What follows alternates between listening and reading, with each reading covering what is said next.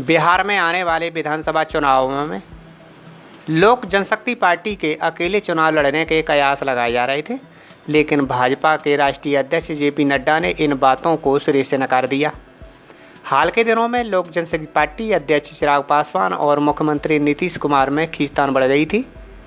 यहाँ तक कि लोक जनशक्ति पार्टी और जेडीयू के कई नेता एक दूसरे पर आरोप प्रत्यारोप लगा रहे थे, लेकिन भाजपा अध्यक्ष ने फिलहाल इस पर विराम लगा दिया है।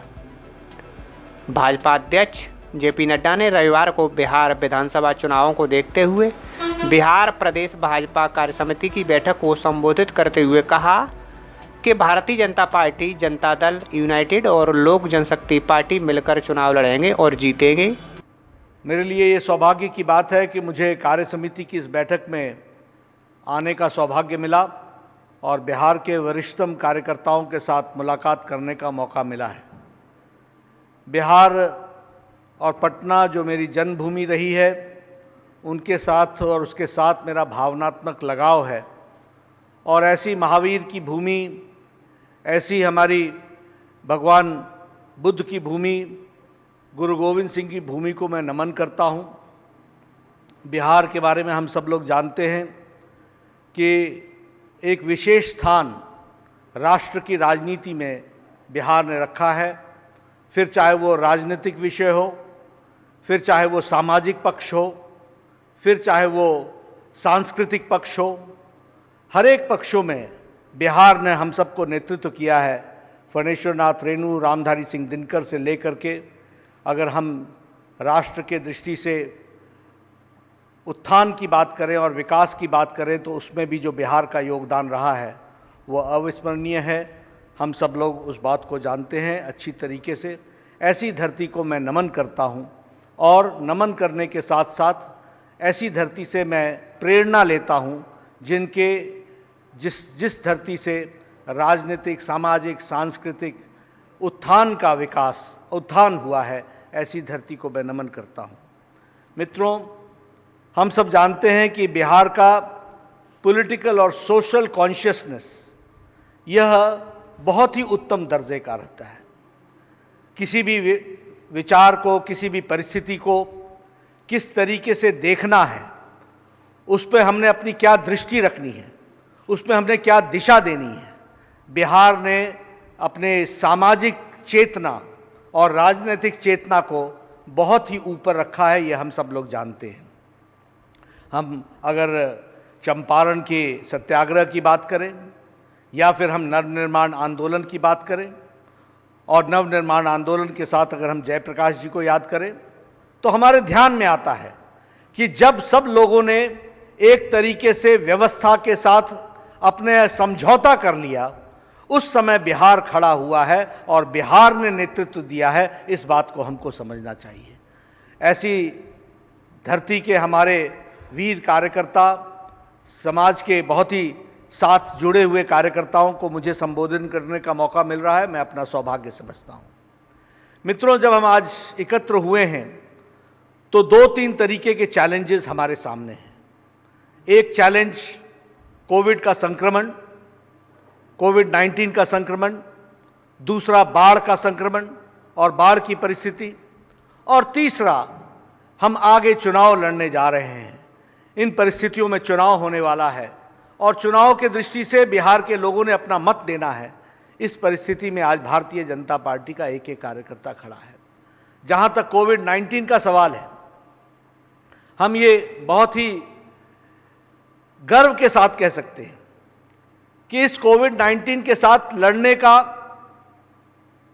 जो स्ट्रैटेजी, जो तरीका, जो दृष्टि प्रधानमंत्री मोदी जी के नेतृत्व में की गई है, वह दुनिया में एक मिसाल है। इसको हमको समझना चाहिए।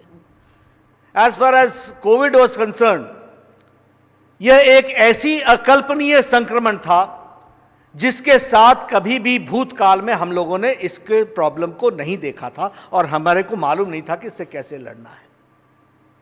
अगर हम वेस्टर्न देश की बात करें, पाश्चात्य देश की बात करें, जो सामर्थ्यवान थे, जिनके पास स्वास्थ्य सेवाओं को लेकर के बहुत ही अच्छी परिस्थिति थी, उनको भी हमने असहाय देखा है, ये हम सबको मालूम है। अमेरिका हो, यूरोप के देश हो, उनकी स्वास्थ्य सेवाएं बहुत अच्छी थी, लेकिन उसके बावजूद भी हमने ये देखा कि उनकी व्यवस्थाएं चरमरा गई और उन्होंने अपने आप को असहाय महसूस किया।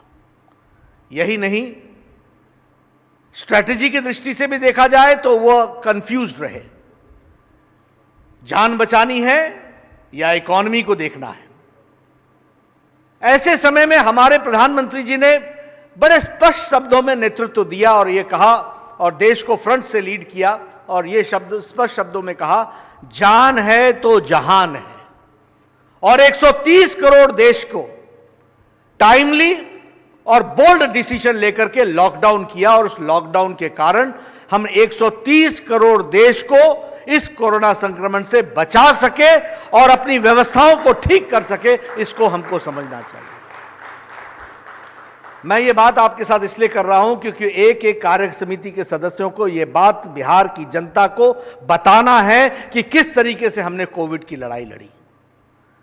इस लॉकडाउन की अवस्था में कोविड के साथ लड़ने के लिए देश को तैयार किया गया। आप याद कीजिए कि उस समय हमारे पास एक भी डेडिकेटेड हॉस्पिटल कोविड का नहीं था, और जब लॉकडाउन हटा और आज की डेट में हम देखें तो कोविड के डेडिकेटेड हॉस्पिटल हमारे पास इस समय डेडिकेटेड हॉस्पिटल 1500 से ज्यादा है, 1500 से ज्यादा डेडिकेटेड हॉस्पिटल है। उस समय हमारे पास डेडिकेटेड बेड नहीं था, आज 12,50,000 डेडिकेटेड बेड है।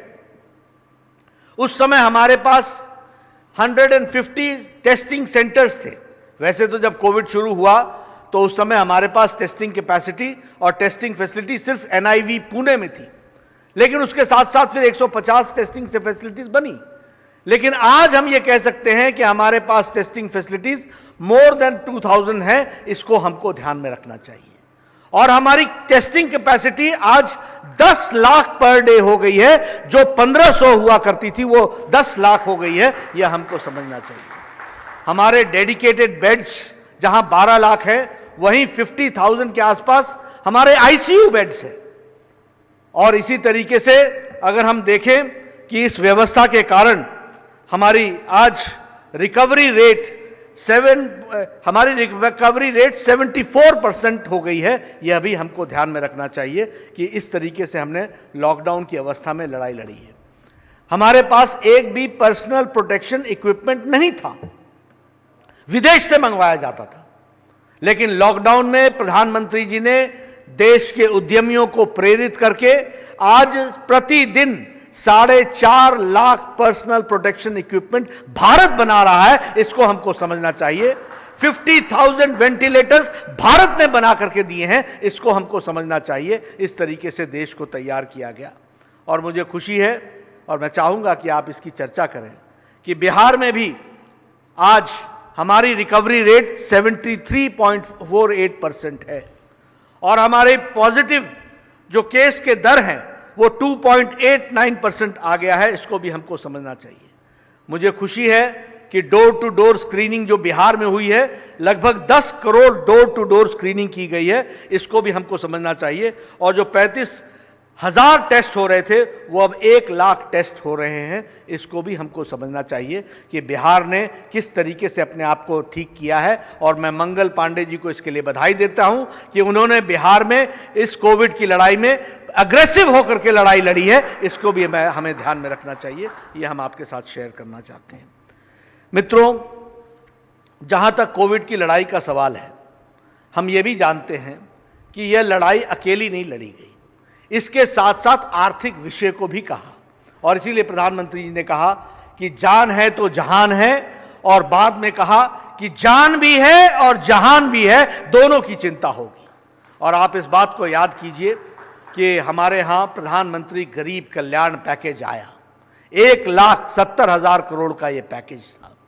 इस पैकेज के तहत 80 करोड़ की जनता को मार्च महीने से लेकर नवंबर महीने तक 5 किलो चावल या 5 किलो गेहूं और 1 किलो दाल, इसकी देने की व्यवस्था नरेंद्र मोदी जी ने की और इस तरीके से गरीब कल्याण पैकेज दिया गया। यह हमको ध्यान में रखना चाहिए। और यही नहीं, इसके साथ साथ जनधन खाते में 20 करोड़ बहनों के खाते में 3 महीने के लिए 500 रुपए डाला गया and it was DBT, direct disbursement हुआ है, बेनिफिट का ट्रांसफर हुआ है, डायरेक्ट बेनिफिट ट्रांसफर हुआ 20 करोड़ की जनता को। आप याद कीजिए, जब जनधन खाते खोलने की बात हो रही थी आज से 5 साल पहले, तो मोदी जी जब इस बात को कहते थे तो लोग कहते थे खाते खुल जाने से क्या होगा। अरे खाते खुल जाने से यह हुआ कि बिना किसी के मदद के लॉकडाउन की अवस्था में 20 करोड़ की जनता को 1500 रुपए उसके खाते में गए हैं। इस बात को हमको समझना चाहिए। इस तरीके की व्यवस्था की गई। 8 करोड़ बहनों को 3 सिलेंडर 3 महीने के लिए दिया गया। हमारे दिव्यांग भाई, हमारी विधवा बहनें, हमारी वृद्धा सज्जन, उनके भी खाते में 1-1 हजार रुपए 3 महीने के लिए दिया गया। इसकी भी हम लोगों ने व्यवस्था की, इसको भी हमको समझना चाहिए।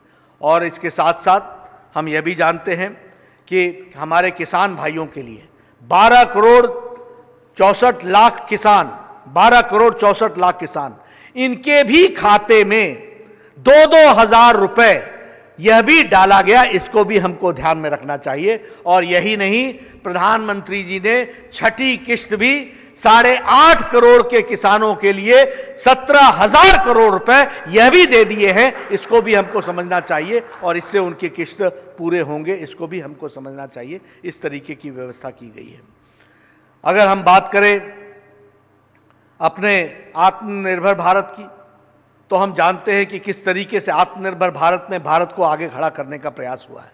20 लाख करोड़ रुपए का पैकेज दिया गया, 3 लाख करोड़ रुपए एमएसएमई सेक्टर को दिया गया और 3 लाख करोड़ में 1 लाख करोड़ रुपए सैंक्शन भी हो गए, डिस्पर्स भी हो गए। इसी तरीके से 1 लाख करोड़ रुपए किसान भाइयों के लिए दिया गया है। हमको फार्म गेट के माध्यम से इंफ्रास्ट्रक्चर खड़ा करना है। आपदा को अवसर में बदलने का काम नरेंद्र मोदी जी ने किया है। अगले 2 साल में किसान की तस्वीर कैसे बदलेगी, यह हमको ध्यान में रखना चाहिए। तस्वीर बदल जाएगी, तकदीर बदल जाएगी किसान की, इसको समझना चाहिए जब 1 लाख करोड़ रुपए इंफ्रास्ट्रक्चर एग्रीकल्चर में खर्च होगा। इसको हमको समझना चाहिए। लेकिन मैं संजय जायसवाल जी के माध्यम से बिहार के कार्यकर्ताओं से निवेदन करूंगा कि हमारे फार्मर्स प्रोड्यूसर्स ऑर्गेनाइजेशंस FPO, इसको बनाने में भारतीय जनता पार्टी का एक-एक कार्यकर्ता गांव में जुड़े और फार्मर्स प्रोड्यूसर्स ऑर्गेनाइजेशन बनाए, FPOs बनाए। अपने विचारधारा से जुड़े हुए लोग इसमें सक्रिय हों और हमें क्या चाहिए इस एग्रीकल्चरल इंफ्रास्ट्रक्चर में, इसकी चिंता करते हुए उसके विकास में लगे। भारत का पैसा, भारत सरकार का पैसा मोदी जी के द्वारा आपको मिलेगा, यह बात आपको ध्यान में रखनी चाहिए। यह मैं आपसे कहना चाहता हूं।